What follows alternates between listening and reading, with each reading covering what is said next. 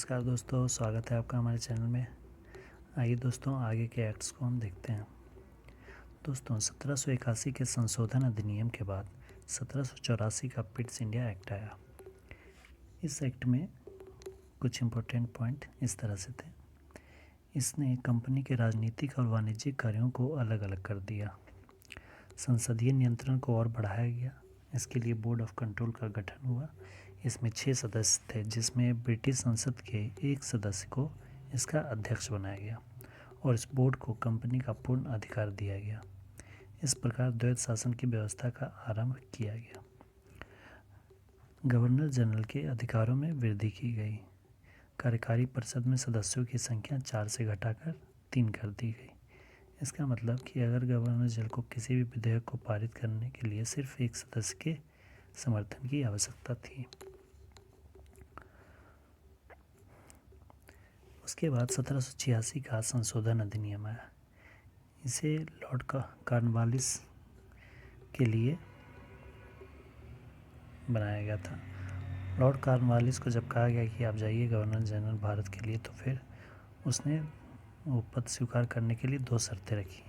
पहली शर्त थी कि कार्यकारी परिषद के निर्णय को न मानने तथा रद्द करने का अधिकार उसे मिलना चाहिए, और दूसरा शर्त था कि कमांडर इन चीफ यानी मुख्य सेनापति का पद भी उसे देना होगा।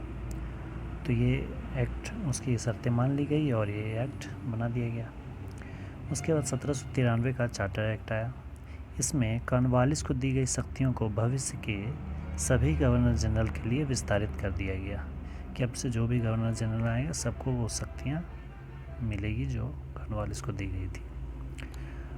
अगला में बॉम्बे और मद्रास प्रेसिडेंसी पर और ज़्यादा अधिकार गवर्नर जनरल को दिया गया, जिसमें पर्यवेक्षण का भी अधिकार, यानी कि अब उसका इंस्पेक्शन वो कर सकता था।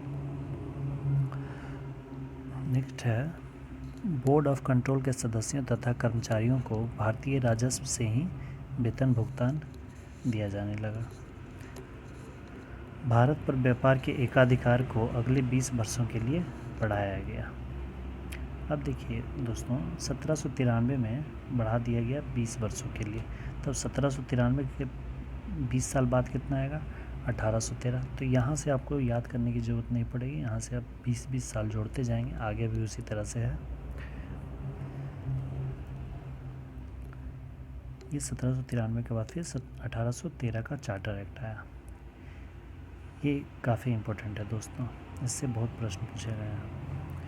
इस कानून ने भारत में कंपनी के व्यापार एकाधिकार को समाप्त कर सभी ब्रिटिशों के लिए खोल दिया गया, परंतु चीन के साथ और चाय के व्यापार पर ईस्ट इंडिया कंपनी का एकाधिकार जारी रहा।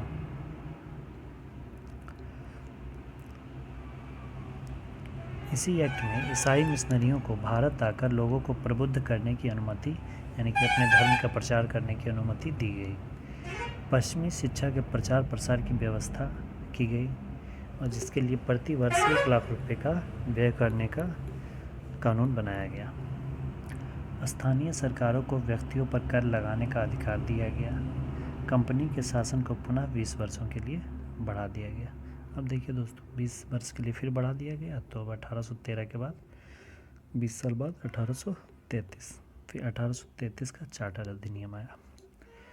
इस अधिनियम में मुख्य बातें थी, बंगाल के गवर्नर जनरल को भारत का गवर्नर जनरल कहा जाने लगा, क्योंकि उस समय बंगाल क्षेत्र में ही नहीं, लगभग पूरे भारत में ईस्ट इंडिया कंपनी का शासन लगभग पूरा हो गया था।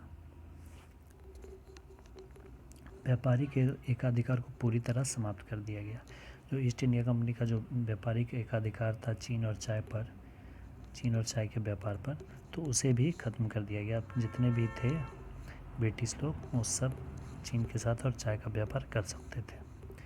जाति वर्ग के आधार पर सरकारी नौकरी के चयन में भेदभाव समाप्त किया गया। परिषद में एक विधि सदस्य जोड़ा गया। प्रथम विधि सदस्य लॉर्ड मैकाले थे, जिन्होंने IPC इंडियन पैनल कोड बनाया था।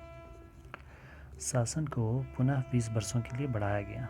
दास प्रथा समाप्त करने का कानून पारित हुआ, लेकिन ये समाप्त हो नहीं पाया। ये 1843 में एलन बरो द्वारा समाप्त किया गया था।